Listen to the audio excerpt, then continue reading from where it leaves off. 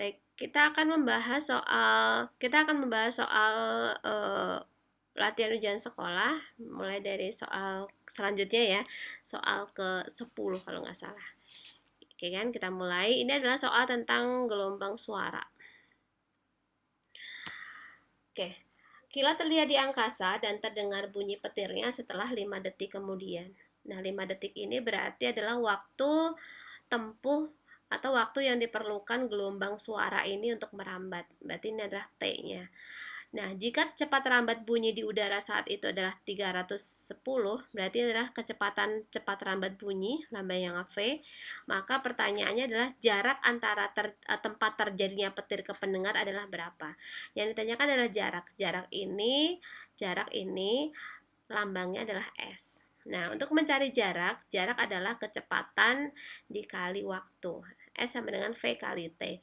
Nah, kecepatan bunyi saat itu adalah 310 kali waktu tempuh atau waktu rambatnya bunyi adalah 5 detik. 310 kali 5 sama dengan 1550 meter. Jadi jarak antara terjadinya petir ke pendengar adalah 1550 meter.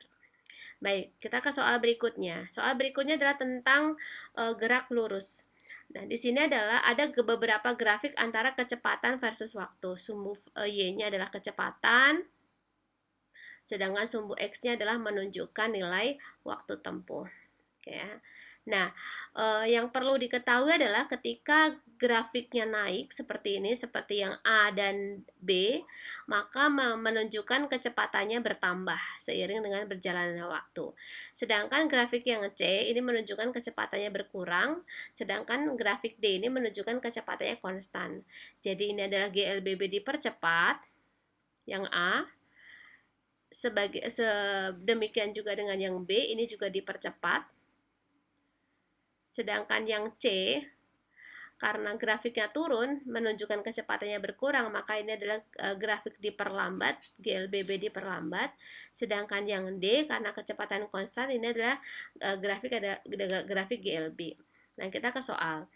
Pertanyaannya adalah grafik kecepatan versus waktu yang menunjukkan gerak sebuah benda dilempar vertikal ke atas adalah. Nah, jadi yang harus dipahami adalah ketika sebuah benda dilempar vertikal ke atas, maka yang terjadi pada benda adalah kecepatannya berkurang. Nah, ketika kecepatannya berkurang sampai titik tertinggi sini, kecepatannya menjadi 0. Nah, sehingga grafik yang sesuai dengan gerak benda yang dilempar ke atas adalah GLBB diperlambat. Maka grafik yang tepat adalah yang C. Gitu ya. Oke, kita lanjut ke soal berikutnya. Soal tentang muatan listrik. Dua buah muatan Q1 dan Q2 diledekatkan pada jarak 4 cm sehingga mengalami gaya awal 4 Newton. Jika kedua jarak antara kedua muatan adalah menjadi setengah kali semula, berarti di sini perubahan yang dialami oleh jarak adalah menjadi setengah kali. Kemudian muatan Q1 dan Q2 diubah menjadi 2 kali semula. Jadi perubahan yang dialami oleh muatan Q1 dan Q2 ini dijadikan 2 kali semula, sama-sama 2 kali. Ya. Sedangkan gaya awalnya tadi diketahui nilainya adalah 4 Newton. Nah, pertanyaannya ketika jarak muatan keduanya diubah, maka yang ditanyakan gaya akhirnya kita anggap F2 menjadi berapa? Nah, mencari F2 itu bisa kita cari dengan persamaan perubahan yang terjadi, perubahan dari Q1 dikali perubahan yang dialami oleh Q2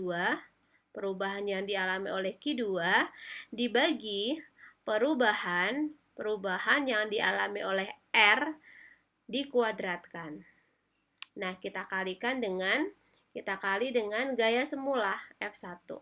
Oke, perubahan yang dialami oleh Q1, Q2 masing-masing 2 kali dibagi perubahan R-nya adalah setengah kali dikuadratkan. dikuadratkan, kemudian dikali gaya awalnya adalah 4 Newton.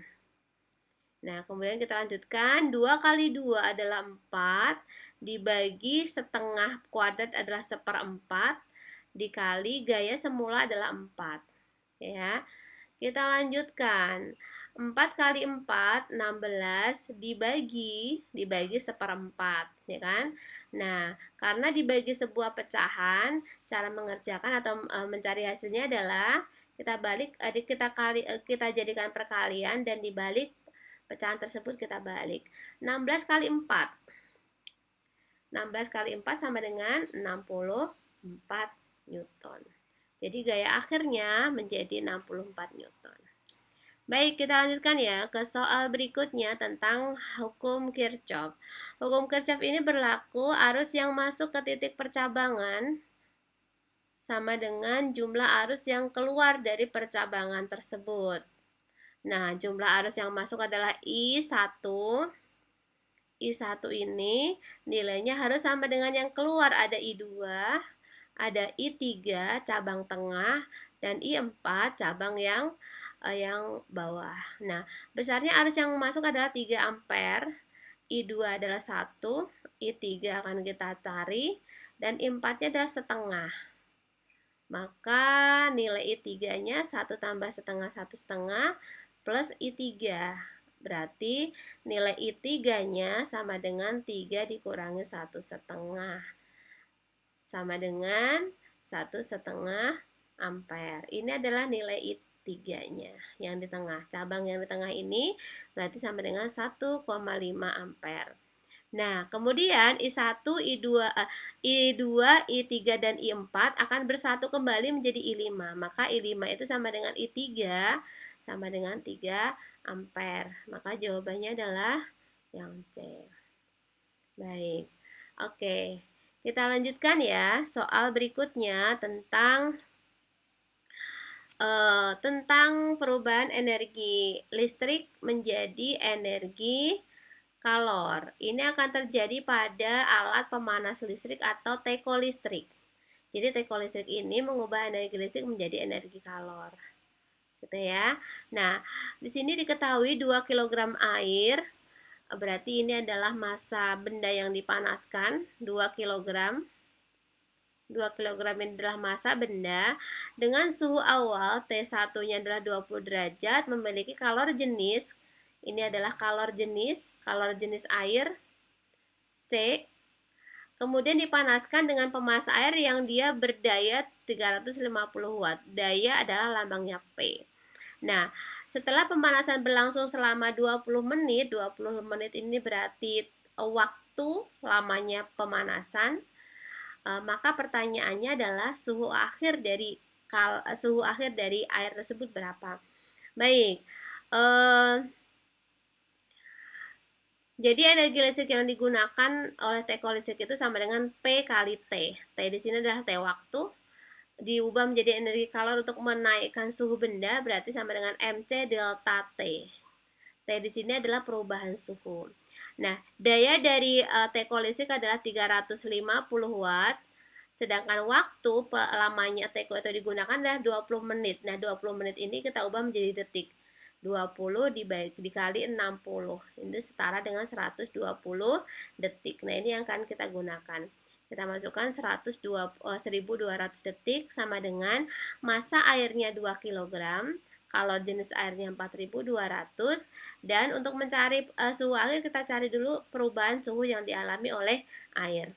Kita coret nolnya, kemudian boleh 2 dengan 12 disederhanakan, sama-sama dibagi 2, ini 1, ini 6. 6 bisa kita sederhanakan dengan 42, sama-sama dibagi 6, ini dapat 1, ini 7. Nah, 7 juga bisa dibagi dengan 350, ini dapat 50. Sehingga delta T itu ini nilainya tinggal 50 ya, 50 derajat. Artinya kenaikan suhu dari air tersebut adalah 50 derajat.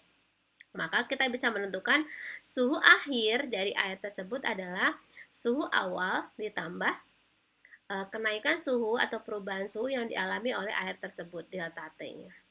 suhu awalnya adalah 20 derajat, tambah perubahan suhunya 50, maka suhu akhir dari air tersebut adalah 70 derajat. Oke, jadi jawabannya yang B. Oke, cukup. Nanti kita lanjutkan di video berikutnya. Berikutnya. Oke, terima